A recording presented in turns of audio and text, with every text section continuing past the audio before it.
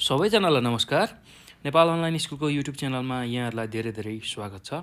आज हामी कक्षा 9 को स्वास्थ्य तथा शारीरिक शिक्षा भन्ने जुन विषय छ त्यो विषय अन्तर्गत रहेको एकाइ 2 मा पर्ने मानव शरीर भन्ने जुन पाठ छ अथवा एकाइ छ हो त्यो मानव शरीरको पनि श्वास प्रश्वास प्रणालीको बारेमा यो भिडियोमा बुझ्दैछौँ, चर्चा गर्दैछौँ र यसकै बारेमा हामी छलफल गर्छौँ है त। ल भाइ बहिनीहरू, अब तपाईँहरूले योभन्दा अहिलेको भिडियोहरूमा मानव शरीरकै विभिन्न प्रणालीहरूको बारेमा बुझिसक्नु भएको छ। हामीले अस्थिपञ्जर प्रणाली, त्यसै गरी मांसपेशी प्रणाली बुझिसक्यौँ र त्योभन्दा अर्को भिडियोमा हामीले हाम्रो पाचन प्रणाली सम्बन्धी सबै कुराहरू बुझिसकेका छौँ है त। ल तपाईँहरूले यदि त्यसलाई हेर्नुभएको छैन, बुझ्नुभएको छैन भने नेपाल अनलाइन स्कुलको युट्युब च्यानलमा गएर स्वास्थ्य तथा शारीरिक शिक्षा कक्षा 9 टाइप गरेर त्यहाँ भएको प्लेलिस्टमा गएर यसको सम्पूर्ण भिडियोहरू हेर्न सक्नुहुन्छ है त। ल यति कुरा मैले यसमा गरेँ। अब हामी हाम्रो एकाइतिर जाउँ। ल हेर्नुहोस् त, एकाइमा भएको श्वास प्रश्वास प्रणाली र आज हामीले सिक्ने बुझ्ने कुरा भनेको श्वास प्रश्वास प्रणाली हो र श्वास प्रश्वास प्रणालीलाई हामी अङ्ग्रेजीमा रेस्पिरेटरी सिस्टम भनेर भन्छौँ है त।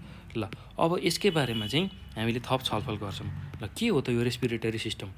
ल अब हेर्नुहोस् त, श्वास प्रश्वास। ल अब यहाँ दुईवटा कुरा आएको छ, एउटा श्वास र अर्को प्रश्वास छ हो। अब यति कुरालाई बुझौँ, पहिला यसको अर्थ बुझौँ, त्यसपछि हामी श्वास प्रश्वास प्रणालीमा जाउँला है त। ल श्वास भन्ने बित्तिकै हामीले जुन वायुमण्डलमा भएको हावा छ त्यसलाई चाहिँ हामीले हाम्रो नाकभित्र छिरायौँ र फोक्सोसम्म पुर्यायौँ भने त्यसलाई हामी श्वास भनेर भन्छौँ है। अब प्रश्वास। ल प्रश्वास भन्ने बित्तिकै हामीले के बुझ्नुपर्छ भने हाम्रो जुन फोक्सोबाट निक्लने कार्बन डाइअक्साइड युक्त हावा चाहिँ बाहिर हामीले नाकबाट फ्याल्ने जुन क्रिया छ त्यसलाई हामी प्रश्वास भन्छौँ हो। यसरी श्वास लिने र बाहिर फाल्ने जुन क्रिया छ त्यसलाई हामी श्वास प्रश्वास भन्छौँ र त्यही श्वास प्रश्वास क्रियामा भाग लिने जुन अङ्गहरू छन् र त्यसको सम्पूर्ण एउटा प्रक्रिया छ त्यसलाई नै हामी श्वास प्रश्वास प्रणाली भनेर भन्छौँ। ल त्यति कुरा चाहिँ हामीले यसमा बुझ्छौँ है त। ल हेर्नुहोस् त, अब परिचय भनेर यहाँ पहिल्यै सुरुमा हेर्नुहोस् त, यहाँ चित्र एउटा देखाएको छ, श्वास प्रश्वास प्रणालीको चित्र। ल पहिला यो चित्रलाई हेरौँ त। हेर्नुहोस् त, यहाँ चित्रमा हामीले के देख्न सक्छौँ भन्दाखेरि यहाँ नाकको भाग भनेर भनेको छ। हेर्नुहोस् त, नाकको भाग। ल हेर्नुहोस् त, अब सुरुमा यहाँ नाकबाट हामी हावा लिन्छौँ, त्यो हावा बिस्तारै हाम्रो ट्र्याकी अर्थात् श्वास नली हुँदै कहाँ पुग्छ? फोक्सोमा पुग्छ। ल अब यति काम चाहिँ यसरी यो श्वास प्रश्वास प्रणालीमा हुन्छ है त। ल अब यसकै बारेमा थप हामी चर्चा गर्छौँ है। ल हेर्नुहोस् त, पहिला यहाँ चित्रमा हेर्नुहोस् त के नाम छ। यहाँ नाकको भाग नेजल क्याभिटी भनेको छ, यहाँ नोस्ट्रिल भनेको छ, त्यसै गरी ओरल क्याभिटी भनेको छ मुखको भाग, त्यसै गरी यहाँ स्वर यन्त्र, त्यस्तै गरी अर्को के छ हेर्नुहोस् त, कण्ठ छ, त्यस्तै अर्को श्वास नली। ल त्यसै गरी अर्को दायाँ उपश्वास नली, यतापट्टि बायाँ उपश्वास नली। ल त्यसै गरी दायाँ फोक्सो, बायाँ फोक्सो र डायफ्राम। ल हेर्नुहोस् त, श्वास प्रश्वास प्रणालीमा भाग लिने प्रणालीका अङ्गहरू चाहिँ यति रहेछन्। ल हामीले यहाँ भर्खरै बुझ्यौँ। अब पहिला श्वास प्रश्वास प्रणालीकै बारेमा बुझेर अनि यसको अङ्गहरूको र यसको कार्यको बारेमा हामी बुझौँला है त। ल सुरुमा हामी के गरौँ भने श्वास प्रश्वास प्रणाली भनेको के हो त्यसलाई बुझौँ। ल श्वास प्रश्वास प्रणाली भनेको शरीरमा अक्सिजन लिन र कार्बन डाइअक्साइड ग्यास फाल्नका लागि व्यवस्थित तरिकाले जिम्मेवारी लिने अङ्गहरूको समूह हो। ल हेर्नुहोस् त, हाम्रो शरीरमा अक्सिजनको आवश्यकता पर्छ हो। त्यो अक्सिजन लिनको लागि र हामीले कार्बन डाइअक्साइडलाई बाहिर फ्याँक्ने गर्छौँ। कार्बन डाइअक्साइड त्यो ग्यास फ्याल्नको लागि व्यवस्थित तरिकाले एउटा जिम्मेवारी लिएका अङ्गहरू हुन्छन्, जस्तै नाक हुन्छ, फोक्सो हुन्छ, श्वास नली हुन्छ, उपश्वास नली हुन्छ हो। यही अङ्गहरूको जुन एउटा समूह छ त्यसलाई हामी श्वास प्रश्वास प्रणाली भनेर भन्ने रहेछौँ। ल अब यस प्रणालीको मुख्य अङ्ग फोक्सो हो। ल हेर्नुहोस् त, श्वास प्रश्वास प्रणालीको सबैभन्दा मुख्य अङ्ग भनेको फोक्सो। ल यहाँ चित्रमा तपाईँले देख्न सक्नुहुन्छ फोक्सो। ल अब अन्य अङ्गहरूमा नाक, कण्ठ, स्वर यन्त्र, श्वास नली, उपश्वास नली आदि पर्छन्। ल हेर्नुहोस् त, प्रमुख अङ्ग चाहिँ फोक्सो रहेछ र अरू अङ्ग पहिला चाहिँ के रहेछ? फोक्सो रहेछ। ल प्रमुख अङ्ग भनेको फोक्सो।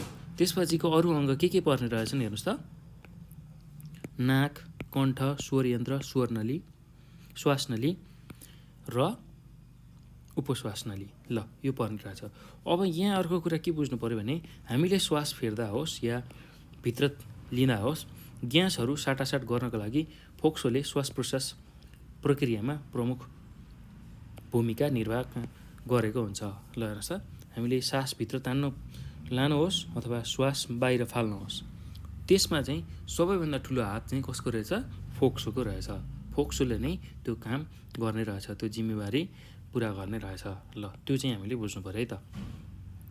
ल अब यहाँ अर्को कुरा के बुझ्नु आवश्यक छ भने भाइ बहिनीहरू, शरीरका विभिन्न भागका लागि आवश्यक अक्सिजन फोक्सोबाट रातो रक्तकोषले सङ्कलन गरी लाने गर्छ। ल हेर्नुहोस् त, ल शरीरका विभिन्न भागमा, हाम्रो शरीरका विभिन्न भागमा हामीलाई चाहिने जुन अक्सिजन छ हो त्यो चाहिँ केले लिएर जाने रहेछ? हाम्रो फोक्सोबाट राता रक्तकोषले सङ्कलन गरेर लैजाने गर्छ। ल हेर्नुहोस् त, शरीरमा हामीलाई चाहिएको जुन अक्सिजन छ, किनभने हाम्रो शरीर त अक्सिजन बिना बाँच्न सक्दैन, अक्सिजन बिना हामी जीवित रहन सक्दैनौँ। त्यसैले अब यो जुन अक्सिजन हामीले लिएका छौँ त्यो अक्सिजनलाई चाहिँ के गर्ने रहेछ? फोक्सोमा जान्छ अक्सिजन हो, त्यो फोक्सोबाट चाहिँ रगत हुँदै विभिन्न कोषमा पुर्याउने रहेछ, रक्तकोषले विभिन्न कोषमा पुर्याउने रहेछ। ल त्यसै गरी विभिन्न कोषहरूमा उत्पन्न भएका जुन कार्बन डाइअक्साइड छ त्यसलाई चाहिँ फोक्सोमा छोड्ने र श्वास प्रश्वासको क्रमबाट त्यसलाई बाहिर फाल्ने काम हुन्छ। ल यसरी कोषहरूमा कार्बन डाइअक्साइडको उत्सर्जन हुन्छ, कार्बन डाइअक्साइड निक्लिन्छ हो, त्यसलाई चाहिँ पहिला फोक्सोमा लिएर आउँछ र त्यो फोक्सोमा आइसकेपछि अब त्यसलाई हामीले बाहिर फ्याँक्न पर्ने हुन्छ हो, त्यो काम चाहिँ श्वास प्रश्वास क्रियामा हुन्छ। ल अब अर्को कुरा यहाँ हामीले सिक्नुपर्ने कुरा भनेको, बुझ्नै पर्ने र सिक्नुपर्ने कुरा भनेको, वयस्क मानिसले प्रति मिनेट 12 देखि 16 पटकसम्म श्वास प्रश्वास गर्न सक्छ भने भर्खरै जन्मेको बच्चाहरूलाई 40 पटकसम्म श्वास प्रश्वास गर्नुपर्ने हुन्छ। ल हेर्नुहोस् त, कति इन्ट्रेस्टिङ कुरा रहेछ, कति चाखलाग्दो कुरा। ल हामीले चाहिँ के गर्ने रहेछौँ, हामी वयस्क मान्छेले चाहिँ 12 देखि 16 पल्ट चाहिँ हामीले श्वास प्रश्वास गर्न सक्ने रहेछौँ 1 मिनेटमा, र भर्खरै जन्मेको जुन बच्चा छ त्यसले चाहिँ 40 पटकसम्म श्वास प्रश्वास गर्ने रहेछ। ल 40 पटकसम्म श्वास प्रश्वास गर्ने रहेछ। ल यो कुरा तपाईँहरूले सम्झिनु पऱ्यो है त। त्यस्तै कसरतको बेलामा एकजना स्वस्थ मानिसले प्रति मिनेट 45 पटकसम्म श्वास प्रश्वास गर्न सक्छ। ल जब हामी कसरत गरिरहेको हुन्छौँ, दौडिरहेको हुन्छौँ अथवा कुदिरहेको हुन्छौँ अथवा कुनै चिज खेलिरहेको हुन्छौँ, त्यति बेला चाहिँ हाम्रो श्वास प्रश्वास 1 मिनेटमा 45 पटकसम्म हुनसक्छ। ल 45 मिनटसम्म पुग्न सक्छ है त।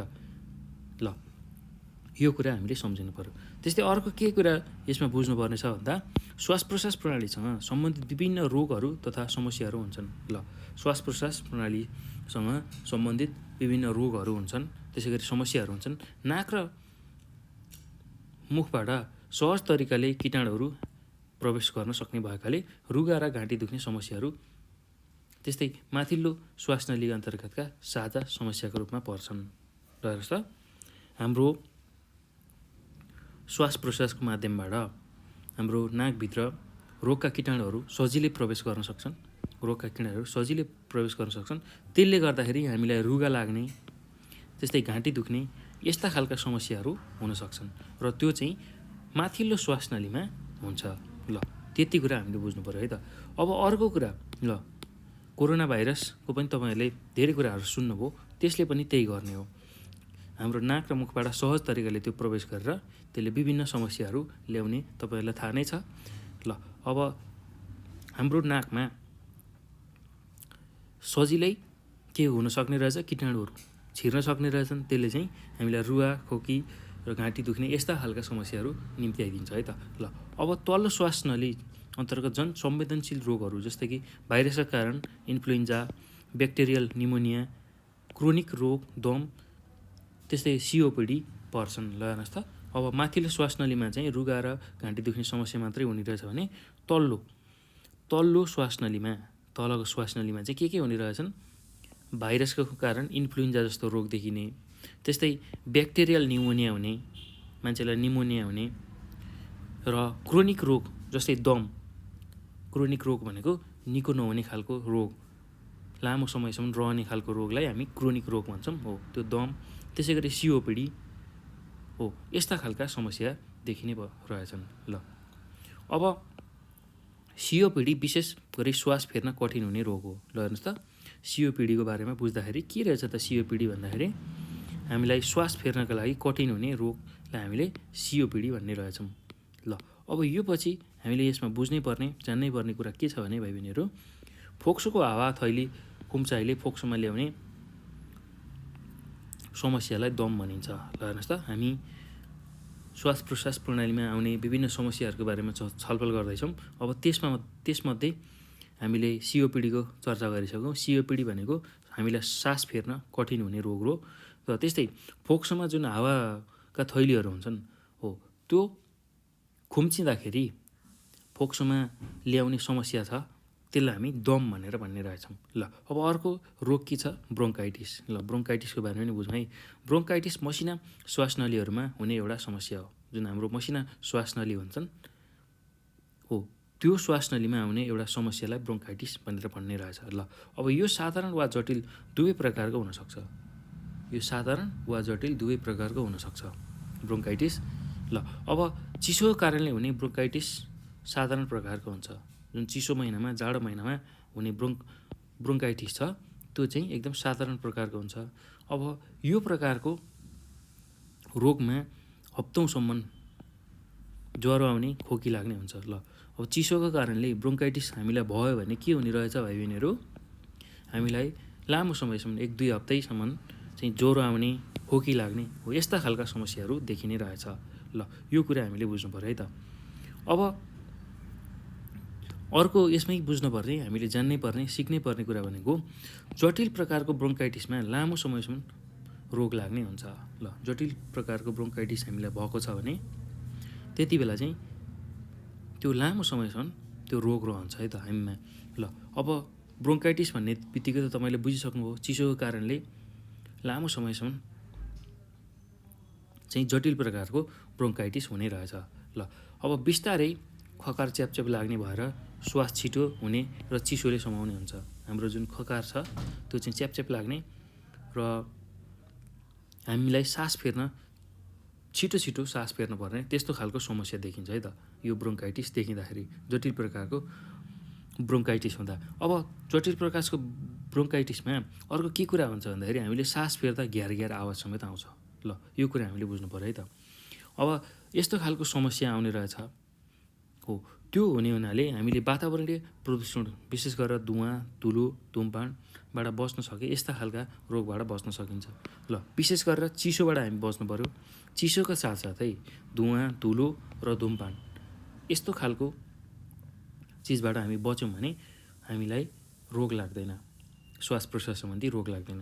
वातावरणीय प्रदूषणमा धुलो, धुवाँ र धुमपान हो, यो 3वटा चिजबाट हामी बच्न सक्यौँ र अर्को चिज भनेको चिसोबाट पनि हामी बच्न सक्यौँ भने हामीलाई श्वास प्रश्वास सम्बन्धी रोग लाग्दैन है त। ल अब अर्को यसमा बुझ्नै पर्ने, जान्नै पर्ने कुरा के छ भने फोक्सोमा जुन हुने समस्या छ, त्यो समस्यामा अर्को पर्छ निमोनिया। निमोनिया फोक्सोमा हुने समस्या हो। ल भाइरस अथवा ब्याक्टेरियाका कारणले यो रोग लाग्छ। जुन निमोनिया भनेर हामीले सुनेका छौँ भाइ बहिनीहरू, त्यो किन हुने रहेछ भन्दाखेरि, के कारणले हुने रहेछ भन्दाखेरि भाइरस अथवा ब्याक्टेरियाको कारणले निमोनिया हुने रहेछ, भाइरस अथवा ब्याक्टेरियाको कारणले। ल अन्य रोग विरुद्ध लड्ने जुन शक्ति हुन्छ हाम्रो, त्यो कमजोर भएको कारण पनि हामीलाई श्वास फेर्ने बेलामा गाह्रो हुन्छ। ल अन्य रोगका कारण हामीलाई रोग विरुद्ध लड्ने जुन शक्ति हुन्छ त्यो कमजोरी भएको बेलामा चाहिँ हामीलाई सास फेर्न त्यति बेला पनि गाह्रो हुन्छ, अथवा त्यति बेला पनि हामीलाई सास फेर्दा पीडा हुन्छ। यो कुरा हामीले बुझ्नुपर्छ है। अब त्यस्तै अर्को के समस्या देखिन सक्छ श्वास प्रश्वास सम्बन्धी रोगमा, छाती दुख्ने, धेरै नै खोकी लाग्ने, ज्वरो आउने हो, यस्ता खालका समस्या देखा पर्न सक्छ। यस्तो खालको समस्या देखा पर्दाखेरि चाहिँ हामीले अस्पतालको सेवा लिनुपर्छ। त्यति बेला चाहिँ हामी अस्पताल गएर यसको उपचार गर्नुपर्छ। ल यो कुरा हामीले बुझ्नु पऱ्यो है। अब अर्को कुरा यसमै के बुझ्नुपर्ने छ भन्दा क्षयरोगमा त हावाका थैलीहरूमा आक्रमण भई खानाको रुचि नहुने, कमजोर हुने, खोकी लागिने हो यस्ता खालका लक्षणहरू देखा परी बिरामीको मृत्यु समेत हुन पुग्छ है त। ल अब अर्को समस्या के रहेछ? क्षयरोग। ल क्षयरोग हुँदाखेरि चाहिँ हाम्रो जुन हावाको थैलीहरू हुन्छन्, जसलाई हामी अल्बोली भनेर भन्छौँ, हाम्रो फोक्सोमा हावाका थैलीहरू रहेका हुन्छन्, हो त्यही अल्बोली अथवा हावाका थैलीहरूमा सङ्क्रमण भएर हामीलाई खानाको अरुचि हुने, त्यसै गरी कमजोरी हुने, खोकी लागिरहने यस्ता खालका लक्षण देखा पर्छ र यसको समयमै उपचार गरेन भने यसले हामीलाई मृत्युको मुखमासम्म पुर्याउँछ है त।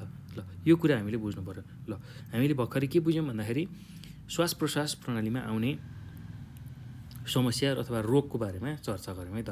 ल अब यतिको कुरा बुझिसकेपछि अब कसरी बच्ने त यस्ता खालका रोगहरूबाट, कसरी चाहिँ हामी यो श्वास प्रश्वास प्रणालीमा लाग्ने रोगहरूबाट बच्न सक्छौँ त्यसकै बारेमा बुझौँ है त।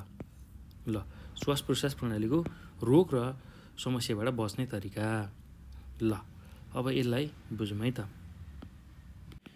ल भाइ बहिनीहरू, अब जुन यो श्वास प्रश्वास प्रणालीमा लाग्ने रोगहरू छ, हो यो चाहिँ एकदमै संवेदनशील हुन्छ है। यो रोगहरू संवेदनशील हुन्छ।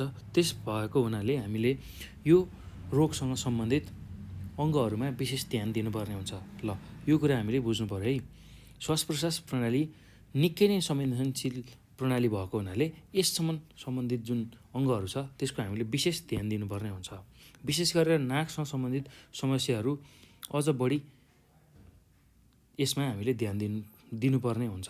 नाक सम्बन्धित जुन समस्याहरू छ त्यसमा चाहिँ एकदम विशेष ध्यान दिनुपर्छ। ल त्यस्तै जाडोको समय होस् वा चिसो खानेकुराबाट बस्ने सवालमा होस्, श्वास प्रश्वास प्रणालीका अङ्गहरूलाई निकै ख्याल गर्नुपर्छ। ल जाडोको समयमा चिसोबाट बस्ने, त्यस्तै चिसो खानेकुराहरू खाने जुन कुरा छ त्योबाट चाहिँ हामी सधैँ बस्नुपर्छ।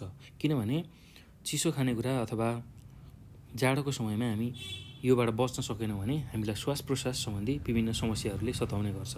हो त्यो हुँदाखेरि श्वास प्रश्वास प्रणालीमा भाग लिने जुन अङ्गहरू छ त्यसको चाहिँ हामीले विशेष ख्याल गर्नुपर्छ चिसो समयमा अथवा जाडो समयमा र चिसो खानेकुराहरूको सवालमा पनि है त। यति कुरा हामीले बुझ्नु पऱ्यो। अनि अर्को कुरा यहाँ सबैभन्दा सिक्नै पर्ने, बुझ्नै पर्ने, जान्नै पर्ने कुरा के छ भन्दाखेरि सी गर्ने बेला नाकको दुवै प्वाल बन्द गर्नु हुँदैन, साथै कडा सी पनि गर्नु हुँदैन। ल हामीले जुन सिँगान नाकमा आयो भनेर नाकलाई दुवै प्वाल बन्द गर्न जुन कोसिस गर्छौँ त्यस्तो खालको क्रियाकलाप हामीले गर्नु हुँदैन। सी गर्ने बेलामा जहिले पनि नाकको दुवै प्वाल बन्द गर्नु हुँदैन, साथै कडा तरिकाले सी गरेर हामीले सिँगान फ्याँक्नु हुँदैन। ल यो कुरा हामीले बुझ्नुपर्छ है त। त्यस्तै गरी फोक्सोलाई स्वस्थ राख्नको लागि नियमित कसरतको आवश्यकता पर्छ र हामीले फोक्सोलाई राम्रो बनाउनको लागि, फोक्सो स्वस्थ राख्नको लागि धुमपानबाट जहिले पनि टाढा रहनुपर्छ। ल यसरी चाहिँ हामीले आफ्नो नाक त्यसै गरी फोक्सोलाई सुरक्षित राख्न सक्छौँ है त। ल विशेष गरेर धुमपानबाट र विभिन्न बाहिरी प्रदूषण जस्तो धुलो धुवाँबाट हामीले आफ्नो श्वास प्रश्वास प्रणालीका अङ्गहरूलाई बचायौँ भने हामी श्वास प्रश्वास प्रणालीमा लाग्ने जुन रोगहरू छ त्योबाट बच्न सक्छौँ। ल यति कुरा तपाईँहरूले बुझ्नुपर्छ है त। ल अब यो पछि हेर्नुहोस् त, श्वास प्रश्वास प्रणालीलाई राम्रो बनाउन अथवा स्वस्थ बनाउन कस्तो खालको उपायहरू अवलम्बन गर्न सकिन्छ त, कस्तो खालको उपायहरू हामी गर्न सक्छौँ त्यसकै बारेमा चर्चा गरौँ। ल पहिलो के गर्न सकिने रहेछ, पहिलो उपायमा के गर्न सकिने रहेछ भन्दाखेरि धुमपान श्वास प्रश्वासको लागि सबैभन्दा खराब हो। दम रोगबाट बच्न यस्ता खालका जुन धुमपान छ त्योबाट हामी टाढै रहनुपर्छ। ल धुम्रपान गरिरह्यो भने त्यसले अन्तिममा हामीलाई दम जस्ता रोगहरू ल्याउने रहेछ। हो त्योबाट बस्न हामीले धुमपानबाट टाढै रहनुपर्छ। त्यस्तै अर्को के गर्न सकिने रहेछ भन्दा 6 महिनाका लागि बच्चालाई आमाको दुध नै स्तनपान गराउनुपर्छ। ल 6 महिनासम्म चाहिँ बच्चालाई आमाकै दुध मात्रै चुसाउनु पर्ने रहेछ। ल किनभने आमाको दुधमा एकदमै पौष्टिक तत्त्वहरू रहेको हुन्छ, त्यसले चाहिँ रोगसँग लड्ने क्षमताको वृद्धि गर्छ। त्यसैले 6 महिनासम्म चाहिँ बच्चालाई आमाकै दुध मात्र पिलाउनुपर्छ, उसलाई आमाकै दुध मात्र स्तनपान गराउनुपर्छ। ल अब अर्को के गर्न सकिन्छ? श्वास प्रश्वास प्रणालीलाई राम्रो गर्नको लागि कुनै पनि एलर्जीबाट सतर्क रहनुपर्छ। ल एलर्जी भन्ने बित्तिकै अब धुलोको एलर्जी हुन्छ भाइ बहिनीहरू, त्यसै गरी धुवाँको एलर्जी हुन्छ, हो त्यस्ता खालको एलर्जीबाट हामी सतर्क रहनुपर्छ। त्यस्तै गरी अर्को भनेको वातावरणीय जुन प्रदूषण छ त्योबाट जोगिनुपर्छ, अर्थात् वातावरणमा भएको दूषित हावा छ त्योबाट हामी जोगिनुपर्छ। वातावरणीय प्रदूषण अथवा वातावरणीय दूषित हावाबाट हामी सधैँ जोगिनुपर्छ। त्यति गऱ्यौँ भने हामीले आफ्नो श्वास प्रश्वास प्रणालीलाई एकदमै स्वस्थ राख्न सक्छौँ। ल यति कुरा चाहिँ हामीले सम्झनु पर्यो है त। ल अब यो पछि भाइ बहिनीहरू हामीले सिक्ने बुझ्ने कुरा भनेको हाम्रो पाठमा भएको श्वास प्रश्वास प्रणालीको बनावट र क्रिया विज्ञान। ल कसरी चाहिँ हाम्रो श्वास प्रश्वास प्रणालीमा चाहिँ क्रिया हुन्छ, श्वास क्रिया हुन्छ, श्वास भित्र जाने बाहिर आउने, त्यस्तै गरी श्वास प्रश्वास प्रणालीको बनावट कस्तो हुन्छ त त्यसकै बारेमा हामी छलफल गरौँ है त। ल श्वास प्रश्वास प्रणालीको बनावट र क्रिया विज्ञान, यसलाई हामी अङ्ग्रेजीमा anatomy and physiology of respiratory system भनेर भन्न सक्छौँ है। Anatomy and physiology of respiratory system. ल श्वास प्रश्वास प्रणालीको बनावट र क्रिया विज्ञान। ल हामीले बुझ्ने कुरा यति नै हो।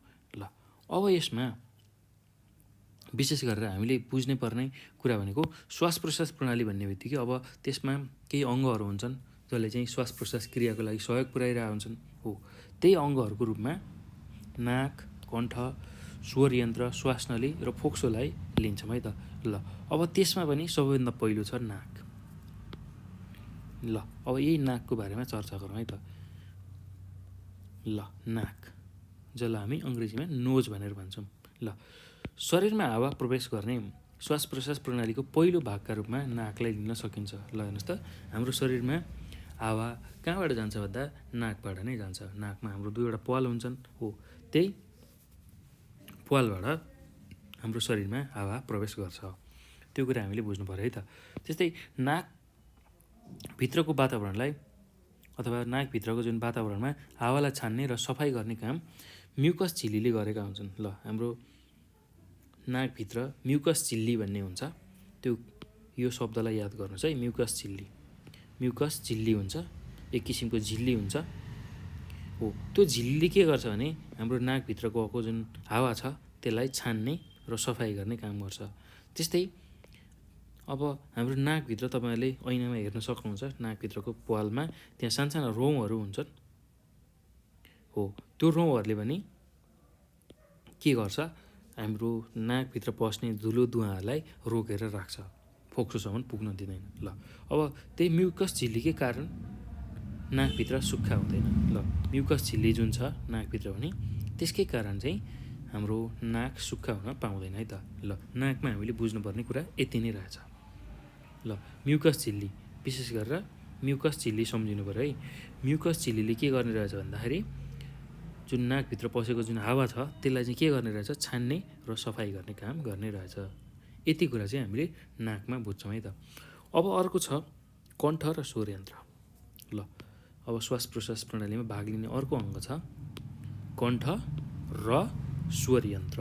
कण्ठ र स्वर यन्त्र, जसलाई हामी अङ्ग्रेजीमा फ्यारेङ्क्स एन्ड ल्यारेङ्क्स भन्छौँ है त। ल फ्यारेङ्क्स एन्ड ल्यारेङ्क्स। अब यति कुरामा हामीले के बुझ्छौँ फ्यारेङ्क्स र ल्यारेङ्क्स अन्तर्गत भन्दाखेरि नाकबाट गएको हावा कण्ठतिर जान्छ, हाम्रो नाकबाट भित्र गएको हावा चाहिँ सुरुमा कण्ठमा पुग्छ है त।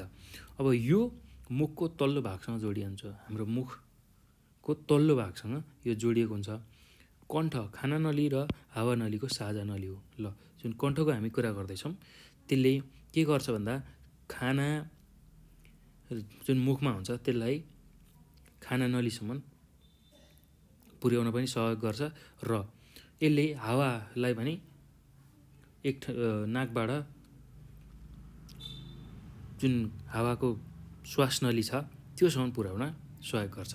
ल खाना नलीसम्म र हावा नलीसम्म यसले चाहिँ दुइटै काम गर्ने रहेछ, दुइटैको लागि सहयोग गर्ने रहेछ। एउटाले खानालाई पठाउने, अर्कोले हावालाई पठाउने हो। त्यो साझा नलीको रूपमा चाहिँ कण्ठलाई हामीले लिन्छौँ है त। ल यसमा रहेको इपिग्लोटिसले खाना प्रवेशको बेलामा हावा नली बन्द गर्ने र हावा प्रवेश भएको बेलामा मात्र खोल्ने काम गर्छ। ल हेर्नुहोस् त, अब यो कण्ठमा एक चिज हुन्छ है, यो कुरा सम्झिनु पऱ्यो। इपिग्लोटिस भन्ने चिज हुन्छ, त्यसले चाहिँ के गर्ने रहेछ, त्यसले के गर्छ विशेष गरेर हेर्नुहोस् है। यसले के गर्ने रहेछ, हामीले जुन खाना खाँदाखेरि चाहिँ हावा नली बन्द गरिदिन्छ। ल ठ्याक्कै यस्तो जोडिएर रहेको हुन्छ खाना नली र हाम्रो अन्न नली, जुन भन्यौँ त्यसलाई खाना नली भन्छौँ, त्यो र हावा नली सँगै एकै ठाउँमा हुन्छ। अब के गर्छ भन्दाखेरि यहाँ इपिग्लोटिस भन्ने हुन्छ, अब त्यसलाई बिर्को भनेर सम्झिनुहोस्, एक किसिमको मासुको बिर्को हो। त्यसले के गर्छ भन्दाखेरि खाइरहेछौँ, हामीले केही खाना खाइरहेछौँ भने त्यो बेला हावा नलीलाई बन्द गरिदिन्छ र हावाको प्रवेशको बेलामा मात्र खोल्ने गर्छ। त्यो इपिग्लोटिस के गर्ने रहेछ, हामीले सास लिँदा मात्र खुल्ने रहेछ। ल यो कुरा हामीले बुझ्नु पऱ्यो है त। अब अर्को कुरा यसमा के बुझ्नुपर्ने छ भन्दा, घाँटीमा रहेको हावा नलीतिरको स्वर यन्त्रमा दुई जोडी कुरकुरे हाड रहेको हुन्छ। ल अब ल्यारेङ्सको कुरा गर्दैछौँ है हामी। ल्यारेङ्स भनेको के रहेछ, स्वर यन्त्र। ल त्यहाँ चाहिँ स्वर यन्त्रमा के हुने रहेछ, दुईवटा कुरकुरे हाड रहेको हुन्छ। ल तपाईँहरूले छामेर थाहा पाउन सक्नुहुन्छ है त। ल अब यसले हावाको सहयोगबाट कम्पन भई आवाज निकाल्न मद्दत गर्छ। ल कसरी चाहिँ आवाज आउने रहेछ हेर्नुहोस् त, हावाको सहयोगबाट कम्पन भएर चाहिँ आवाज निक्लिने रहेछ। यति कुरा चाहिँ हामीले कण्ठ र स्वर यन्त्रमा बुझ्नु पऱ्यो है त। अब अर्को कुरा हामीले बुझ्ने भनेको श्वास नली। ल जसलाई हामी अङ्ग्रेजीमा विन्ड पाइप भनेर भन्छौँ है, श्वास नलीलाई विन्ड पाइप भनेर भन्छौँ। अब अर्को यसमा बुझ्नै पर्ने कुरा भनेको श्वास नली कण्ठसँग जोडिएको तर भोजन नलीको ठिक अगाडि रहेको सिलिएटेड तन्तुबाट बनेको नली हो। ल हेर्नुहोस् त, श्वास नली कहाँ हुने रहेछ, हाम्रो कण्ठैसँग जोडिएको हुन्छ, तर भोजन नलीको ठ्याक्कै अगाडि, हाम्रो जुन भोजन नली छ त्यसको ठ्याक्कै अगाडि सिलिएटेड तन्तुबाट बनेको हुन्छ। ल यो सिलिएटेड भनेको नाम हो, यो तन्तुको नाम हो, त्यही तन्तुबाट बनेको हुन्छ है त। अब यसको लम्बाइ करिब 11 सेन्टिमिटर जति हुन्छ। जुन श्वास नली छ त्यसको लम्बाइ चाहिँ करिब 11 सेन्टिमिटर जति लामो हुन्छ। अब यसका भित्ताहरू कुरकुरे हाडले बनेका हुन्छन्। ल तपाईँहरूले छामेर थाहा पाउन सक्नुहुन्छ है त। ल अब फोक्सोसम्म लाँदा दुई भागमा उपश्वास नली भएर यो विभाजित हुन्छ। जुन श्वास नली छ फोक्सोसम्म पुग्दाखेरि दुईवटा उपश्वास नली भएर यो विभाजित हुन्छ। किनभने फोक्सोमा यता र यता दुईवटा फोक्सो हुन्छ हामीसँग, यता र यता हो। यता र यता जाँदाखेरि यहाँ दुईवटा उपश्वास नली भएर यो चाहिँ विभाजित हुन्छ। ल यति कुरा हामीले बुझ्नु पऱ्यो है त। अब यो नलीको प्रमुख काम भनेको हावालाई फोक्सोसम्म पुर्याउनु र फोक्सोबाट पनि हावा बाहिर ल्याउने हो। हेर्नुहोस् त के रहेछ त यो नलीको हाम्रो काम भन्दाखेरि, बाहिर नाकबाट आएको जुन हावा छ त्यसलाई चाहिँ कहाँ पुर्याउने, फोक्सोसम्म पुर्याउने। नाकबाट आएको हावालाई फोक्सोसम्म पुर्याउने र फोक्सोबाट पनि हावालाई बाहिर निकाल्ने। काम चाहिँ श्वास नलीले गर्ने रहेछ। ल अब यो पछि फोक्सो। ल फोक्सोको बारेमा हामी चर्चा गरौँ। ल हेर्नुहोस् त, फोक्सो जसलाई हामी अङ्ग्रेजीमा लङ्स भनेर भन्छौँ। ल अब हामीले सुरुमै बुझिसक्यौँ श्वास प्रश्वास प्रणालीको सबैभन्दा मुख्य अङ्ग भनेको फोक्सो रहेछ हो। यो कुरा हामीले सधैँ सम्झनुपर्छ है। श्वास प्रश्वास प्रणालीको सबैभन्दा महत्त्वपूर्ण अङ्ग भनेको फोक्सो हो। ल अब फोक्सो उपश्वास नली र मसिना श्वास नलीहरू मिलेर बन्दछ। ल हेर्नुहोस् त, फोक्सो उपश्वास नली र मसिना श्वासहरू जोडिएर त्यहाँ फोक्सो रहेको हुन्छ है त। ल श्वास नलीकै संरचनामा जस्तो रहेर फोक्सोभित्र दायाँ भाग र बायाँ भाग विभाजित भएर उपश्वास नलीहरू पुनः मसिना श्वास नलीहरूमा हाँगाबिँगा भएर रहन्छन्। ल हेर्नुहोस् त, श्वास नलीकै संरचनामा श्वास नली जुन हाम्रो हुन्छ हो त्यस्तै खालको चाहिँ फोक्सोको दायाँ र बायाँ भागमा चाहिँ उपश्वास नलीहरू हुन्छन्। जुन हामीले श्वास नलीको कुरा गऱ्यौँ, फोक्सोको दायाँ र बायाँमा चाहिँ उपश्वास नलीहरू, साना साना नलीहरू हुन्छन् र फेरि अझ मसिना नलीहरू, त्यो सानसाना मसिना नलीहरू हुँदै जान्छन् है त।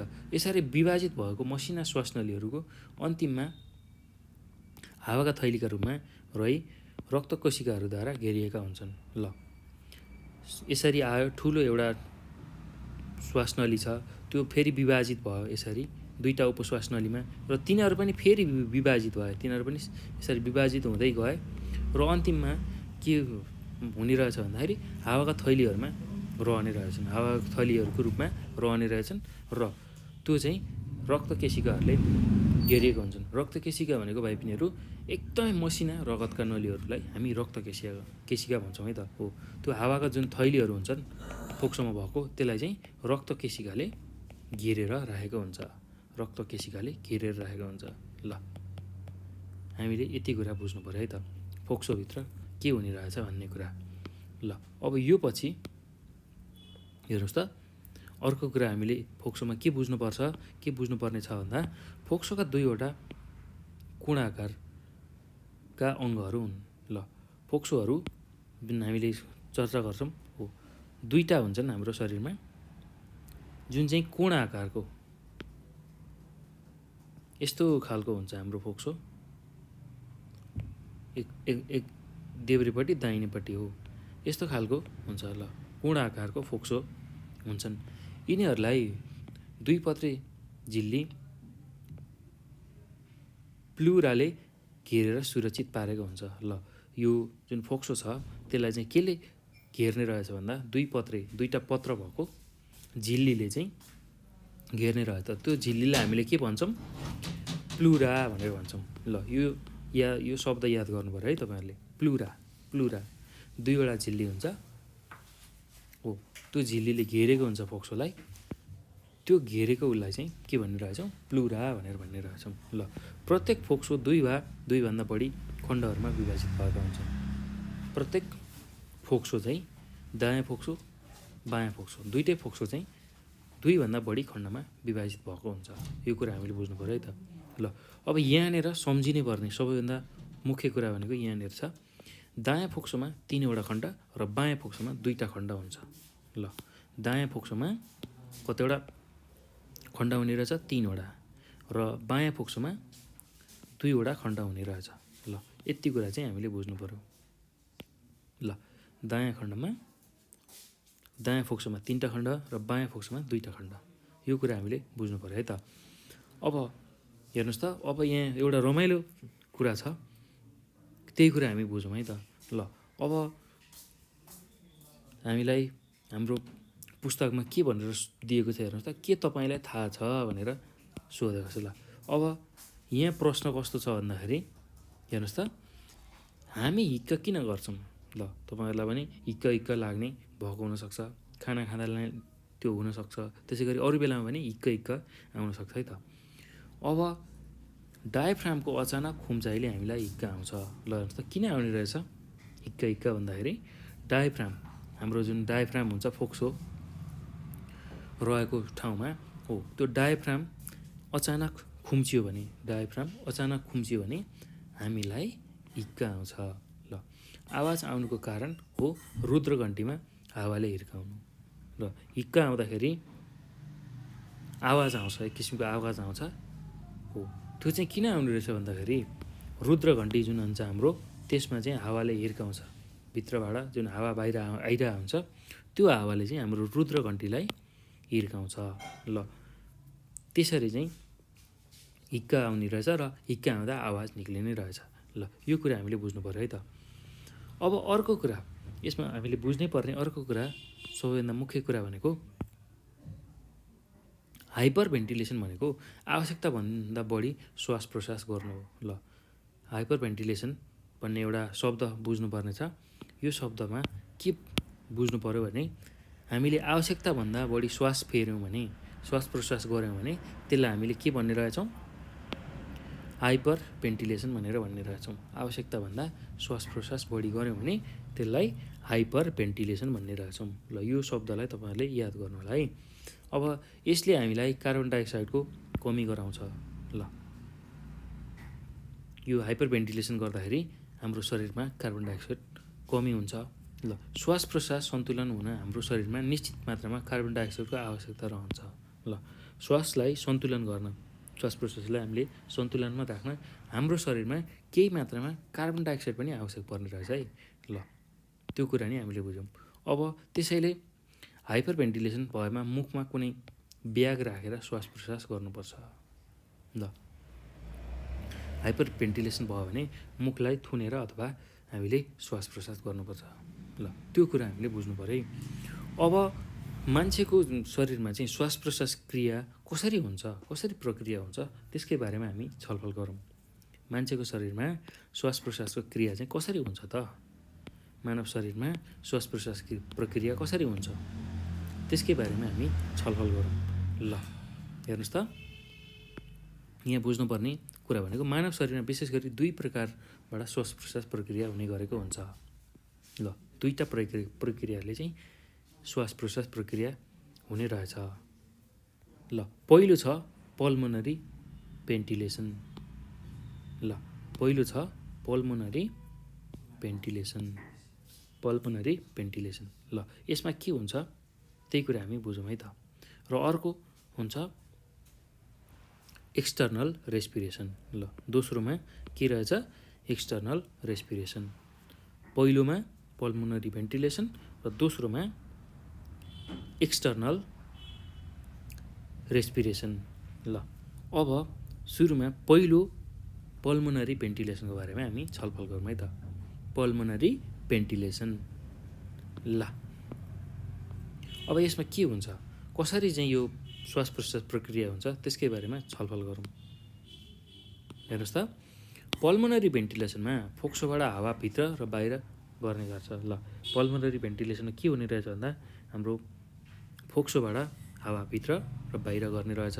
श्वास प्रश्वासकै कारण अक्सिजन हावाथलीमा जाने, हामीले जुन श्वास फेर्दैछौँ श्वास प्रश्वासकै कारण अक्सिजन हावाथलीमा जाने र त्यहाँबाट कार्बन डाइअक्साइड बाहिर नै हुन्छ। जुन हावाथली हुन्छ हाम्रो शरीरमा, ल यहाँ यस्तो खालको हावाथली हुन्छ। यो हावाथलीले थैलीमा चाहिँ के हुने रहेछ, यहाँ तपाईँले चित्रमा पनि देख्न सक्नुहुन्छ। यो हावाका थैलीहरू हुन्छन् हाम्रो फोक्सोभित्र, फोक्सोका भित्ताहरूमा हो। यही हावाथलीले चाहिँ अक्सिजन लिन्छ र कार्बन डाइअक्साइड त्यहाँबाट बाहिर छोड्छ है त। ल यस प्रक्रियाका लागि इन्टरकोस्टल मांसपेशी र डायफ्रामको भूमिका हुन्छ। ल इन्टरकोस्टल मांसपेशी हुन्छ हाम्रो फोक्सोभित्र हो, त्यो र डायफ्राम, त्यो दुईटाको चाहिँ काम हुन्छ, मुख्य भूमिका हुन्छ। डायफ्रामले पेट र छातीको भागलाई छुट्याउने गर्छ। ल पेट र छातीलाई छुट्याउने जुन ठाउँ हुन्छ त्यसलाई हामी डायफ्राम भन्छौँ है त। ल त्यो कुरा तपाईँले सजिलै बुझ्न सक्नुहुन्छ। अब यहाँ श्वास प्रश्वासको प्रक्रिया कसरी हुने रहेछ त्यसकै बारेमा अझ बुझौँ है। श्वास प्रश्वासको क्रममा हावा भित्रिँदा छातीभित्रको हावाको चाप घट्न जान्छ तर आयतन भने वृद्धि हुन्छ। ल हामीले श्वास प्रश्वासको क्रममा हावालाई भित्र लियौँ भने, हावालाई भित्र तान्दाखेरि हाम्रो छातीभित्रको हावाको चाप घट्न जान्छ। हावालाई तान्दाखेरि, भित्र तान्दाखेरि छातीभित्रको हावाको चाप घट्छ तर आयतन, जुन आयतन हुन्छ त्यो भने बढ्छ है त। अब यस प्रक्रियाका लागि बाह्य इन्टरकोस्टल मांसपेशी खुम्चिन्छ भने भित्री इन्टरकोस्टल मांसपेशीले आराम गर्छ। ल यहाँ दुईवटा चिज हामीले सम्झनु पऱ्यो। के कुरा भन्दाखेरि जब हामीले हावा भित्र लिन्छौँ त्यति बेला छातीभित्र हावाको चाप घट्न जान्छ, छातीभित्र हावाको चाप घट्न जान्छ र आयतन चाहिँ बढ्छ। अब यो अवस्थामा, यस्तो खालको अवस्थामा के हुन्छ भन्दा बाह्य इन्टरकोस्टल मांसपेशी खुम्चिन्छ भने भित्री इन्टरकोस्टल मांसपेशीले आराम गर्छ। यति कुरा हामीले बुझ्नु पऱ्यो है त।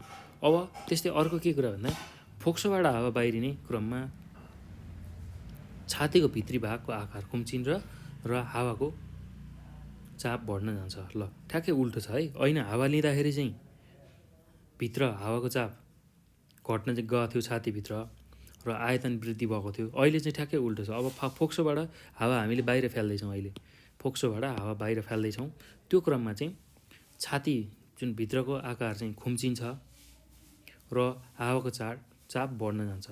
अब यसको परिणामस्वरूप के हुन्छ हेर्नुहोस् त, यसको परिणामस्वरूप हाम्रो जुन भित्री इन्टरकोस्टल मांसपेशीहरू खुम्चिन्छ भने बाह्य इन्टरकोस्टल मांसपेशीले आराम गर्छ। ल ठ्याक्कै उल्टो छ। ल अब यसले डायफ्रामलाई माथि धकेल्ने समेत मद्दत गर्छ। डायफ्राम भनेको जुन छाती र पेटलाई छुट्याउने भाग छ त्यसलाई हामी डायफ्राम भन्छौँ। ल त्यो तपाईँले बुझिसक्नुभयो। यही डायफ्रामलाई माथि धकेल्ने काम गर्छ र फोक्सोको खुम्चाइले हावाको चाप बढ्न गई त्यहाँभित्रको हावा बाहिरिन मद्दत गर्छ। ल फोक्सोभित्र जुन हावाको चाप छ त्यो घट्न जाने रहेछ र त्यो भित्रको हावा चाहिँ बाहिर निक्लिने रहेछ। ल यसरी चाहिँ पल्मोनरी भेन्टिलेसन हुने रहेछ। अब अर्को छ हामीले बुझ्नुपर्ने एक्सटर्नल रेस्पिरेसन। ल एक्सटर्नल रेस्पिरेसन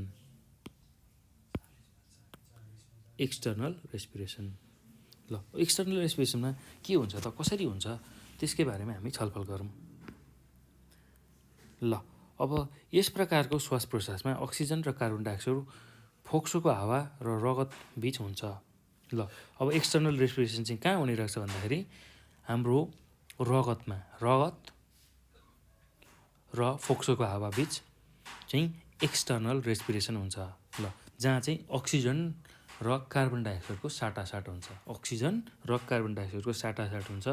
त्यो कहाँनिर हुन्छ भन्दाखेरि फोक्सोको हावा र रगत बीच चाहिँ अक्सिजन र कार्बन डाइअक्साइडको साटासाट हुन्छ। ल अक्सिजन र कार्बन डाइअक्साइडको साटासाट कतिसम्म हुन्छ भन्ने कुरा वायुमण्डलीय हावा र रगतमा निर्भर गर्छ। ल यो जुन अक्सिजन र कार्बन डाइअक्साइडको साटासाट छ त्यो चाहिँ कतिसम्म हुन्छ त, कति चाहिँ साटासाट हुन्छ त्यो चाहिँ केमा निर्धारित हुने रहेछ, वायुमण्डलीय हावा, हाम्रो वायुमण्डलमा भएको हावा र हाम्रो रगतमा, हाम्रो शरीरमा रगत कति छ हो त्यसमा चाहिँ निर्धारित हुने रहेछ। ल अब अर्को कुरा यसमा के बुझ्नु पर्यो भने भाइ बहिनीहरू, यस प्रक्रियामा कार्बन डाइअक्साइड हावाका थैलीबाट छुट्टिने र फोक्सोबाट ल्याइएका अक्सिजन रक्तनलीमा मिसिने प्रक्रिया एकै समयमा भइरहेको हुन्छ। ल सबैभन्दा महत्त्वपूर्ण सम्झिनै पर्ने, बुझ्नै पर्ने कुरा चाहिँ यही हो है त।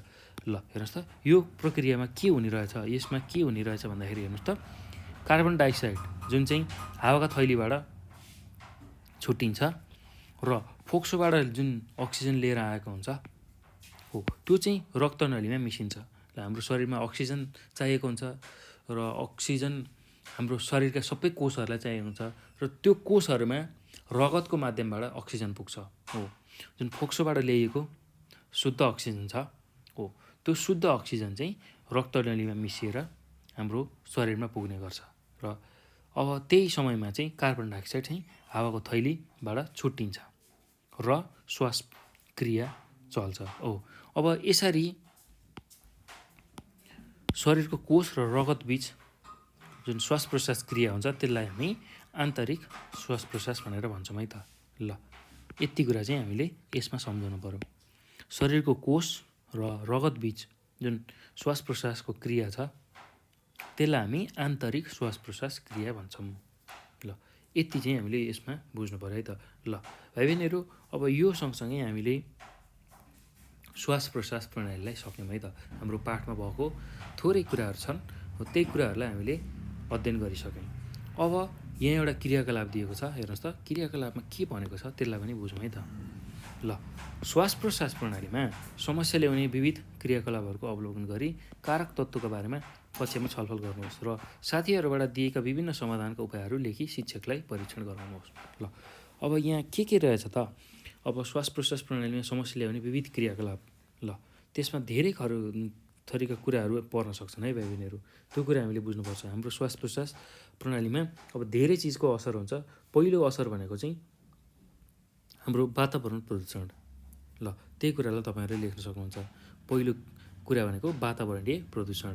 ल सजिलो छ भाइ बहिनीहरू, केही गाह्रो छैन। तपाईँहरूले यसलाई लेख्नु होला है, म यहाँ भनिदिन्छु। ल तपाईँहरू पनि छलफल गर्न सक्नुहुन्छ आफ्नो कक्षामा साथीहरूसँग। र मुख्य भनेको वातावरणीय प्रदूषण, त्यस्तै गरी चिसो हावा अथवा जाडो महिनामा चिसो हुँदाखेरि चाहिँ श्वास प्रश्वास सम्बन्धी विभिन्न जटिलता आउँछ। त्यसै गरी वायुमण्डलीय प्रदूषण अथवा वातावरणीय प्रदूषणमा धुवाँ धुलो आदि हो, यसको प्रभावबाट हामीलाई श्वास प्रश्वास प्रणालीमा समस्या आउँछ। त्यस्तै अर्को भनेको विभिन्न खालका भाइरस अथवा ब्याक्टेरियाको सङ्क्रमण, विभिन्न खालको भाइरस अथवा ब्याक्टेरियाको सङ्क्रमण। त्यस्तै अर्को हामीले बुझ्नै पर्ने भनेको धुमपानको कारण श्वास प्रश्वास प्रणालीमा समस्या आउँछ। ल त्यही कुरा तपाईँले लेख्न सक्नुहुन्छ है त। अब यो सँगसँगै अब यसबाट कसरी बच्न सकिन्छ त? यो श्वास प्रश्वास प्रणालीमा आउने जुन समस्याहरू छ त्यसबाट कसरी बच्न सकिन्छ त्यसको बारेमा पनि लेख्न सक्नुहुन्छ। ल पहिलो कुरा लेख्न सक्नुहुन्छ यसमा। पहिलो कुरा लेख्नुहोस् त, धुमपान श्वास प्रश्वासको लागि सबैभन्दा खतरा हो। दम रोगबाट बच्ने उत्तम उपाय भनेको धुमपान नगर्नु हो, धुमपानबाट टाढा रहनु हो। ल दम जस्तो जुन खतरनाक रोग छ, दीर्घ रोग, लामो समयसम्म रहने रोग, त्योबाट बच्न चाहिँ हामीले धुमपानबाट बच्नु पऱ्यो, धुमपान गर्नु भएन। त्यस्तै अब कुनै पनि एलर्जीबाट सतर्क रहनुपर्छ। ल एलर्जी अब धुलोको एलर्जी नै हुनसक्छ, धुवाँको एलर्जी नै हुनसक्छ हो, त्यस्ता खालका एलर्जीबाट हामी सधैँ बच्नु पऱ्यो। त्यस्तै अब बच्चा जन्मेको 6 महिनासम्म चाहिँ आमाले आफ्नो बच्चालाई स्तनपान गराउनुपर्छ, उसलाई आफ्नै मात्र दुध खुवाउनुपर्छ है त। त्यो कुरा तपाईँहरूले बुझ्नुपर्छ। अब अर्को के गर्नुपर्छ भन्दा वातावरणीय प्रदूषणलाई कम गर्नुपर्छ अथवा वातावरणीय दूषित हावाबाट जोगिनुपर्छ। वातावरण भएको जुन दूषित हावा छ त्योबाट हामी जोगिनुपर्छ। त्यति चाहिँ काम हामीले गर्नुपर्छ है त। ल भाइ बहिनीहरू, एकदम सजिलो छ, केही गाह्रो छैन। यति कुराहरू चाहिँ तपाईँहरूले यसको समाधानमा लेख्न सक्नुहुन्छ है त। ल यही कुराहरू तपाईँहरूले छलफल गर्न सक्नुहुन्छ साथीहरूसँग बसेर, र शिक्षकलाई यही कुराहरू देखाउन सक्नुहुन्छ है त। ल अब यो सँगसँगै भाइ बहिनीहरू हामीले श्वास प्रश्वास प्रणालीमा सिक्ने बुझ्ने कुराहरू सक्यौँ। अब अभ्यास छ, हेर्नुहोस् त यहाँ। अब यही अभ्यासको बारेमा हामी छलफल गरौँ। ल अब अभ्यासमा हेर्नुहोस् त, 1 नम्बरमा के भनेको छ भन्दा तलका प्रश्नहरूको अति संक्षिप्त उत्तर लेख्नुहोस्। ल एकदमै छोटो उत्तर हामीले लेख्नु पऱ्यो।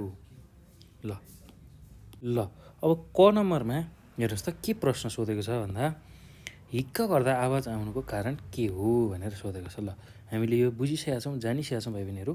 अब हिक्क के कारणले आउँछ भन्दाखेरि हाम्रो डायफ्रामको अचानक खुम्चाएको कारण हामीलाई हिक्क आउँछ। ल यही कुराहरू तपाईँहरूले लेख्न सक्नुहुन्छ है त। ल म यहाँ लेखिदिन्छु यसको उत्तर, तपाईँहरूले पनि कपीमा लेख्नु होला है। ल अति संक्षिप्त उत्तरमा म लेखिदिन्छु र तलको जुन छोटो उत्तर र लामो उत्तर छ त्यो चाहिँ तपाईँहरूले आफ्नो कपीमा टिप्नु होला है। म यहाँबाट उत्तरहरू भनिदिन्छु, त्यही उत्तरहरू तपाईँहरूले आफ्नो कपीमा टिपेर राख्नु होला। ल हिक्क गर्दा आवाज आउनुको कारण के हो, त्यसको उत्तरमा तपाईँहरूले के लेख्न सक्नुहुन्छ? डायफ्राम हाम्रो पेट र छातीलाई छुट्याउने जुन भाग हुन्छ त्यसलाई हामी डायफ्राम भन्छौँ हो। यो डायफ्रामको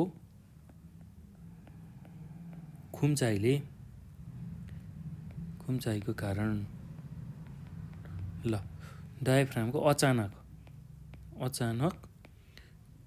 पनि थप्नु होला है। डायफ्रामको अचानक खुम्चाइको कारण हिक्का आउँछ।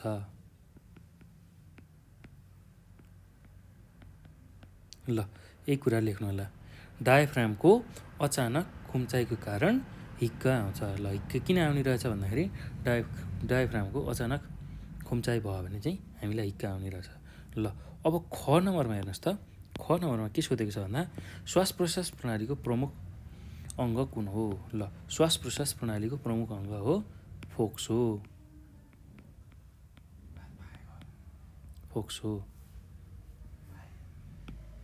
अब हेर्नुहोस् त ग नम्बरमा के सोधेको छ भन्दा आन्तरिक श्वास प्रश्वास प्रक्रिया शरीरको कुन भागबीच हुन्छ? ल आन्तरिक श्वास प्रश्वास प्रक्रिया शरीरको कुन भागबीच हुन्छ भनेर सोधेको छ।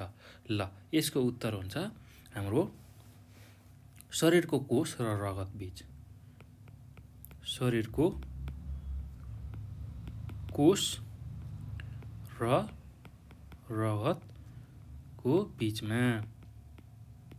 ल यति कुरा हामीले लेख्नु पर्यो है त, शरीरको कोष र रगतको बिचमा। ल अब घ नम्बरमा हेर्नुहोस् त, श्वासनली कुन तन्तुबाट बनेको हुन्छन्? ल श्वासनलीहरू सिलिएटेड तन्तुबाट बनेको हुन्छ। सिलिएटेड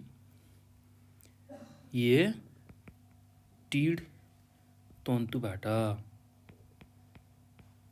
ल सिलिएटेड तन्तुबाट चाहिँ श्वासनली बनेका हुन्छन्। त्यस्तै अब हेर्नुहोस् त, एकजना वयस्कले प्रति मिनट कतिपल्ट श्वास फेर्नुलाई स्वस्थ मानिन्छ?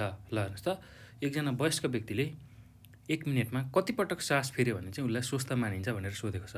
ल 12 देखि यसको उत्तरमा लेख्नुहोस् त, 12 देखि 16 पटक। ल यसरी यसको उत्तर लेख्न सक्नुहुन्छ है त। ल एकदम सजिलो छ भाइ बहिनीहरू, केही गाह्रो छैन, एकदमै सजिलो छ। ल यति चाहिँ तपाईँहरूले आफ्नो कपीमा लेख्नु होला है, मैले यहाँ पनि लेखाइदिएँ र कपीमा लेख्नु होला। ल अब यो पछि 2 नम्बरको प्रश्नमा जाउँ त। हेर्नुहोस् त, 2 नम्बरको प्रश्नमा यहाँ के भनेको छ भन्दा, तलका प्रश्नहरूको छोटो उत्तर दिनुहोस्। ल अब छोटो उत्तर हामीले लेख्नु पऱ्यो। हेर्नुहोस् त, कमा, ल श्वास प्रश्वास प्रणालीमा भाग लिने अङ्गहरूको सूची बनाउनुहोस्। ल श्वास प्रश्वास प्रणालीमा भाग लिने अङ्गहरू हाम्रो के हुन्छन् भन्दाखेरि नाक। ल तपाईँहरूले लेख्दै जानुहोस् है भाइ बहिनीहरू, म सबै यसको उत्तरहरू भनिदिँदै जान्छु, अथवा यहीँ किताबमै भएको कुराहरूलाई कति लेख्ने भनेर त्यो पनि भनिदिन्छु। र यसलाई चाहिँ तपाईँहरूले आफ्नो कपीमा टिप्नु होला, विशेष गरेर आफ्नो कपीमा टिपेर राख्नु होला है त। ल श्वास प्रश्वास प्रणालीमा भाग लिने अङ्गहरूमा पहिलो छ फोक्सो, त्यो सबैभन्दा मुख्य अङ्ग हो। त्यसै गरी अरू पनि अङ्गहरू छन्। ल लेख्नुहोस् त, अर्को छ नाक, नाक। त्यसै गरी कण्ठ। ल तपाईँहरूले सूची बनाउँदै जानुहोस् है, सूची बनाउँदै जानुहोस्। ल एकदम सजिलो छ, केही गाह्रो छैन। ल अब नाक लेखिसक्नुभयो, त्यसै गरी कण्ठ, त्यसै गरी अब स्वरयन्त्र, स्वरयन्त्र, त्यसै गरी अर्को अब लेख्नुहोस् त, स्वरयन्त्र लेखिसकेपछि श्वासनली, श्वासनली, श्वासनली। ल त्यो भइसक्यो। त्यो पछि अब उपश्वासनलीहरू, उपश्वासनलीहरू र फोक्सो। ल फोक्सो हामीले सुरुमै भनिसक्यौँ। ल यति चाहिँ श्वास प्रश्वास प्रणालीमा भाग लिने अङ्ग हुन्। नाक, कण्ठ, स्वरयन्त्र, श्वासनली, फोक्सो अनि उपश्वासनलीहरू। ल यति कुरा तपाईँहरूले लेख्नु होला है त। अब हेर्नुहोस् त, आन्तरिक र बाह्य श्वास प्रश्वास बिच फरक छुट्याउनुहोस्। ल अब आन्तरिक र बाह्य श्वास प्रश्वास। ल आन्तरिक श्वास प्रश्वास भन्ने बित्तिकै शरीरको कोष र रगत बिच हुने जुन श्वास प्रश्वास प्रक्रिया छ त्यसलाई हामी आन्तरिक श्वास प्रश्वास प्रक्रिया भनेर भन्छौँ। शरीरको कोष र रगत बिच हुने श्वास प्रश्वास क्रियालाई हामी आन्तरिक श्वास प्रश्वास भन्छौँ। र बाह्य श्वास प्रश्वास, बाह्य श्वास प्रश्वास भनेको फोक्सोको हावा थैली जुन छ हो, फोक्सो र रगत बिच हुने श्वास प्रश्वास, फोक्सो र रगत बिच हुने श्वास प्रश्वासलाई हामी बाह्य श्वास प्रश्वास भनेर भन्छौँ है त। ल अब गमा हेर्नुहोस् त, के सोधेको छ, नाकले श्वास प्रश्वास प्रक्रियामा कसरी मद्दत गर्छ? ल नाकले श्वास प्रश्वास क्रियामा कसरी मद्दत गर्छ? ल अब नाक श्वास प्रश्वास प्रणालीको सबैभन्दा प्रमुख अङ्ग हो, पहिलो अङ्ग हो, र नाकबाट नै हावा हाम्रो शरीरभित्र छिर्छ र त्यही हावा नै नाक हुँदै फोक्सोमा पुग्छ र नाकले के गर्छ, हावालाई ओसिलो बनाउन सहयोग गर्छ। ल यो कुरा पनि तपाईँहरूले लेख्नुपर्छ है, यो कुरा पनि लेख्नुपर्छ। र नाकभित्र रहेको जुन रौँहरू हुन्छ त्यसले चाहिँ धुलो र धुवाँलाई छेक्ने काम गर्छ, त्यो पनि तपाईँहरूले लेख्नुपर्छ। ल यसरी चाहिँ नाकले श्वास प्रश्वास प्रक्रियामा मद्दत गर्छ। ल अब हेर्नुहोस् त, अब घमा के सोधेको छ भन्दा कण्ठको रचना विज्ञान कस्तो हुन्छ छोटकरीमा लेख्नुहोस्। ल कण्ठको रचना विज्ञान, ल कसरी काम गर्छ कण्ठले, अथवा कण्ठ कस्तो हुन्छ त्यही कुरा भनेको छ है त। ल अब कण्ठ खानानली र हावानलीको साझा नली हो। ल पहिला सुरुमा यति लेख्नुहोस् है, कण्ठ खानानली र जुन श्वास नली छ त्यसको साझा अङ्ग हो। यसमा रहेको इपिग्लोटिसले अब हेर्नुहोस् है, यसमा रहेको इपिग्लोटिसले खाना प्रवेशको बेलामा हावा नली बन्द गर्ने र हावा प्रवेशको बेलामा मात्र खोल्ने काम गर्छ। ल यसरी चाहिँ कण्ठले काम गर्छ है त। ल फेरि एकचोटि दोहोऱ्याएँ मैले यसलाई। कण्ठ खाना नली र हावा नलीको साझा नली हो। यसमा रहेको इपिग्लोटिसले खाना प्रवेशको बेलामा हावा नली बन्द गर्ने र हावा प्रवेशको बेलामा मात्र खोल्ने काम गर्छ। ल यसरी चाहिँ कण्ठ विज्ञानले काम गर्छ है त। त्यसै गरी ङमा हेर्नुहोस् त, श्वास प्रश्वास प्रणालीलाई स्वस्थ राख्ने कुनै 4वटा उपायहरू लेख्नुहोस्। ल श्वास प्रश्वास प्रणालीलाई स्वस्थ राख्ने 4वटा उपायहरूमा हामीले के लेख्न सक्छौँ भन्दाखेरि भाइ बहिनीहरू एकदम सजिलो छ। अब पहिलो तपाईँले लेख्न सक्नुहुन्छ, धुमपान श्वास प्रश्वास प्रणालीको सबैभन्दा खराब हो। ल अब यही धुमपानलाई हामीले त्याग्नु पर्यो, धुमपानबाट बस्नु पर्यो, धुमपान गर्नु भएन। ल पहिलो यो। त्यसै गरी दोस्रो, 6 महिनाका बच्चाहरूलाई आफ्नै आमाको स्तनपान गराउनु पर्यो। 6 महिनासम्मका बच्चाहरूलाई आफ्नै आमाको स्तनपान गराउनु पर्यो। त्यस्तै कुनै पनि एलर्जीबाट हामी सतर्क रहनु पर्यो, बचेर रहनु पर्यो। कुनै पनि एलर्जीबाट हामी बचेर रहनु पर्यो, सतर्क रहनु पर्यो। त्यस्तै वातावरणीय प्रदूषित हावा छ, वातावरणमा भएको प्रदूषित हावाबाट हामी बस्नु पर्यो, धुलो धुवाँ आदिबाट हामी बस्नु पर्यो। यही कुराहरूलाई तपाईँहरूले लेख्न सक्नुहुन्छ है त। ल एकदम सजिलो छ, केही गाह्रो छैन। ल यति कुरा तपाईँहरूले यसको उत्तरमा लेख्नु होला है त। ल अब यो पछि हेर्नुहोस् त, 3 नम्बरमा के भनेको छ, तलका प्रश्नहरूको लामो उत्तर लेख्नुहोस्। ल लामो उत्तर हामीले लेख्नु पर्यो। एकदम सजिलो छ भाइ बहिनीहरू, केही गाह्रो छैन। ल क नम्बरमा हेर्नुहोस् त, के भनेको छ, श्वास प्रश्वास प्रक्रियाबारे बयान गर्नुहोस्। ल श्वास प्रश्वास प्रक्रिया कसरी हुन्छ त्यसलाई बयान गर्नुहोस् भनेको छ। ल अब यसको उत्तरमा तपाईँहरूले लेख्न सक्नुहुन्छ। ल लेख्नुहोस् है त, म यहाँ भनिदिन्छु, यो उत्तरलाई कपीमा टिप्नु होला। वायुमण्डलको अक्सिजन नाक, श्वासनली र उपश्वास नली हुँदै फोक्सोका वायु थैलीमा पुग्दछ। ल हाम्रो फोक्सोमा भएको वायु थैलीसम्म चाहिँ वायुमण्डलमा भएको अक्सिजन पुग्ने रहेछ। वायुमण्डलको नाक, श्वासनली र उपश्वास नली हुँदै फोक्सोका वायु थैलीमा पुग्छ। ल यति लेख्नु होला है। अब त्यसपछि के लेख्नुहोस् भने, यी वायु थैलीहरूमा रक्तकेशिकाहरू जाली जस्तै फैलिएका हुन्छन्। यी वायु थैलीहरूमा रक्तकेशिकाहरू जाली जस्तै फैलिएर रहेका हुन्छन्। वायु थैलीमा जम्मा भएको अक्सिजन सो रक्तकेशिकाहरूमा जान्छ। ल वायु थैलीमा जम्मा भएको जुन अक्सिजन छ त्यो चाहिँ रक्तकेशिकामा जान्छ। ती रक्तकेशिकाहरूमा अक्सिजन र कार्बन डाइअक्साइडको साटासाट हुन्छ। अक्सिजन र कार्बन डाइअक्साइड साटासाट हुन्छ। ल यो पनि लेख्नुहोस् है। त्यसपछि के लेख्नुहोस् भने, साटासाटपछि अक्सिजनयुक्त रगत मुटुमा जान्छ। मुटुले उक्त अक्सिजनयुक्त रगत विभिन्न रक्तनलीहरूको माध्यमबाट शरीरका सबै कोषहरूमा सञ्चार गर्छ। त्यसपछि कोषमा अक्सिडेसन भएर शक्ति, पानी र कार्बन डाइअक्साइड निस्किन्छ। त्यसपछि कोषमा अक्सिडेसन भएर शक्ति, पानी र कार्बन डाइअक्साइड निस्कन्छ। उक्त कार्बन डाइअक्साइड रक्तकेशिकामा जान्छ। ल रक्तकेशिका भनेको शरीरमा भएको जुन रगतको नलीहरू छ त्यो सबैभन्दा मसिना नलीलाई हामी रक्तकेशिका भन्छौँ है। यो तपाईँहरूले बुझिसक्नु भएको छ। ल अब के हुन्छ भन्दाखेरि, यसरी रक्तकेशिकामा कार्बन डाइअक्साइड पुगिसकेपछि कार्बन डाइअक्साइडयुक्त रगत सिराहरू भएर मुटुमा जान्छ। मुटुले फोक्सोको वायु थैलीमा घेरिएको रक्तकेशिकाहरूमा पठाउँछ र त्यहाँ हावाको साटासाट हुन्छ। त्यसपछि उक्त कार्बन डाइअक्साइडयुक्त हावा मसिना श्वासनली, उपश्वासनली तथा श्वासनली हुँदै नाक एवं मुखबाट बाहिर निस्किन्छ। यसरी मानव शरीरले निरन्तर रूपमा अक्सिजन लिने र शरीरबाट उत्पादन भएका कार्बन डाइअक्साइड फ्याँक्ने कार्य गरिरहेको हुन्छ। ल यति चाहिँ तपाईँहरूले श्वास प्रश्वास प्रक्रियामा लेख्नु होला है। ल यसलाई बिस्तारै लेख्नु होला, पज गर्दै सुन्दै लेख्दै गर्नु होला है त। ल अब एकदम सजिलो छ, केही गाह्रो छैन। ल अब फोक्सोमा हावा साटासाटको हुने प्रक्रियाबारे वर्णन गर्नुहोस्। ल जब श्वास फोक्सोमा पुग्छ, हाम्रो फोक्सोको हावा जुन वायु थैली अथवा हावा थैलीमा पुग्छ, अब यी हावा थैली अथवा वायु थैलीहरू चाहिँ के हुन्छन्, भन्दाखेरि अक्सिजन लिने र कार्बन डाइअक्साइड फ्याँक्ने हो, त्यो काम गर्ने हुन्छन्। ल अब यी वायु थैलीहरूमा रक्तकेशिकाहरू जाली जस्तै फैलिएका हुन्छन्।